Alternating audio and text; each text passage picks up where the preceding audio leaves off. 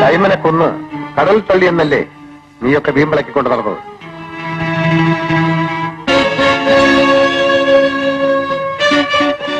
ഒരു കൈപ്പിഴ പറ്റിയാൽ നഷ്ടപ്പെടുന്നത് സ്വന്തം ജീവനായിരിക്കും.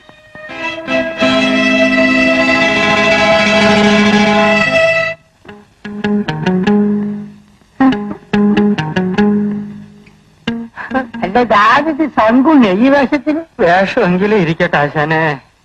കാറോട്ടെ? കാറ് ഷെഡിലുണ്ട്. ഇനി കാൽനടയെ രക്ഷയുള്ളൂ. എന്ത് പറ്റി? മുതലാളി എന്നെ പിരിച്ചുവിട്ട്. അയാളുടെ പുത്തൻ കല്യാണം കഴിഞ്ഞപ്പോഴേ എനിക്ക് തോന്നി എന്നെ തട്ടുവന്ന്. അയാൾ ക്ലച്ച് ഓഫ് ചെയ്ത് ഗിയർ ഇട്ട് കളഞ്ഞു. അയാളെ ബുദ്ധിയുള്ളല്ല, നീ വിചാരിച്ചോളൂന്നല്ല. അയാളെ കെട്ടിയോളി നീ തട്ടു. നീ ആരാ മോൻ? കഷ്ടം, അയാളുടെ മോടെ പ്രായമുള്ള ആ പെണ്ണിന്. അയാൾക്കിപ്പോ എല്ലാരെയും സംശയം. നീ ചുളൂല് അവിടെ വല്ല വേലി ഇറക്കിയോ? കുഞ്ഞാലിക്ക, സത്യമായിട്ട് ഞാൻ ഇതുവരെ അവരുടെ മുഖം പോലും ശരിക്കും കണ്ടിട്ടില്ല. അവന്റെ മരണമണി അടിക്കാറായി പോയി. സൈമൻ ചത്തിട്ടില്ലെങ്കിൽ ഒരു തിരിച്ചുവരവുണ്ട്. കുഞ്ഞാലിക്ക, നമുക്ക് സൈമൺ ജീവിച്ചിരിപ്പുണ്ടോ എന്നൊന്ന് അന്വേഷിച്ചാലെന്താ? അവനെ കൊണ്ടുവന്നാ പിന്നെ ഒരു രസമാ.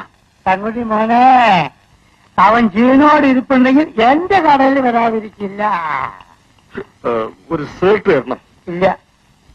എന്നാ ഒരു ബീഡി തരണം. ബീഡിന്റെ തരൂല. എനിക്ക് പോരാ.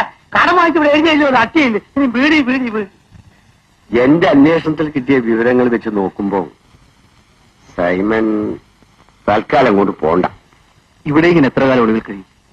നീ മരിച്ചിട്ടില്ലെന്നറിഞ്ഞാൽ ആ അലോഷ്യസ് മുതലാളി വീണ്ടും നിന്നെ കൊടുക്കാൻ ശ്രമിക്കും. അയാളെ വിലയ്ക്ക് വാങ്ങാനുള്ള ശേഷി ഇന്നെനിക്കുണ്ട്. മോനെ, എടുത്തുചാട്ടം ഒന്നിനും നല്ലതല്ല. നിനക്ക് ഇത്രയും പെട്ടെന്ന് ഇത്രയും പണം എവിടുന്നുണ്ടായെന്ന് ആരെങ്കിലും അന്വേഷിക്കില്ലേ? ഞാൻ എന്ത് വേണമെന്നാ വാസുവേട്ടൻ പറയുന്നത്? നമുക്ക് തൽക്കാലം ഒരാൾമാറാട്ടം നടത്താം. ആളാരാണെന്ന് ആരും അറിയണ്ട. രസകരമായ പലതും കാണാം. എങ്ങനെ? അതൊക്കെ ഞാൻ ഏറ്റു. ആദ്യം നമുക്ക് നല്ലൊരു വീട് വാങ്ങണം. എന്നിട്ട് ഞാൻ പറയും പോലെ അവിടെ കേട്ടാ മതി. ആഹാ, എണീക്കൂ, നമുക്ക് ഉണ്ടിട്ടിറങ്ങാം.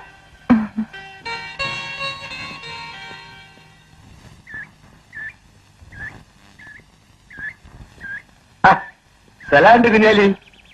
സ്ഥലമുണ്ട് വാസേട്ടാ. വാസേട്ടനെ കാണുന്നില്ലല്ലോ. എവിടെയാണ്? എന്താണ്? നമ്മളിവിടെയൊക്കെ തന്നെ ഉണ്ടപ്പാ. എന്താണ്? കുഞ്ഞാലി, ഞാന് നിന്നൊന്ന് കാണാൻ വേണ്ടി ഇറങ്ങിയതാ. എന്താണ്? കുഞ്ഞാലി, നമ്മളെ സൈമന്റെ ഒരു സഹോദരി ഉണ്ടായിരുന്നല്ലോ, നമ്മൾ ജൂലി. അവളിപ്പോ എവിടെയാ? അവള് മരിച്ചിട്ട് കാലം കുറയും. മരിച്ചോ? വാസേട്ടാ, നമ്മളെ സൈമൻ എവിടെയൊന്നും നല്ല വിവരമുണ്ടോ? അവൻ വരും കുഞ്ഞാലി, വരും.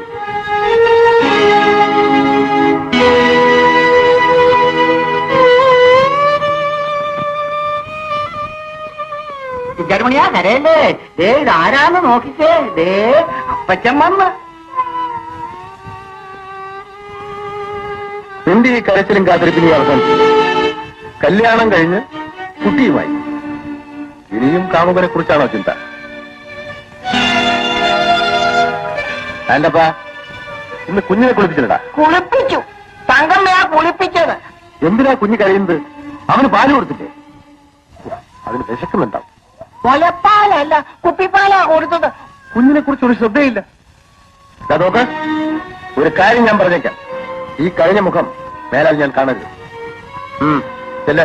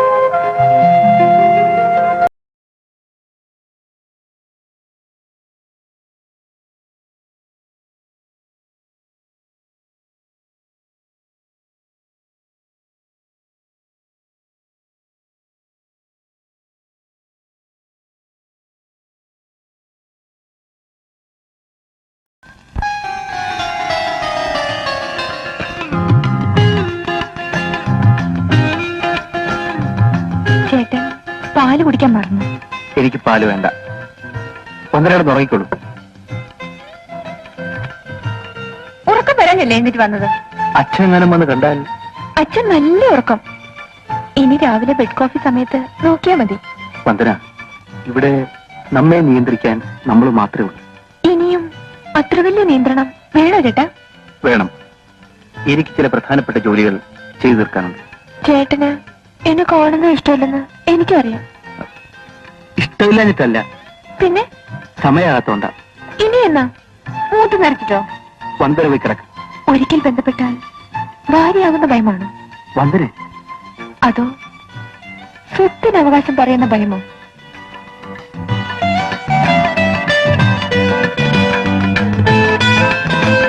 ദാ, ഈ പാലെങ്കിൽ കൂടി. വേണ്ടെന്ന് പറഞ്ഞില്ല വന്ദന.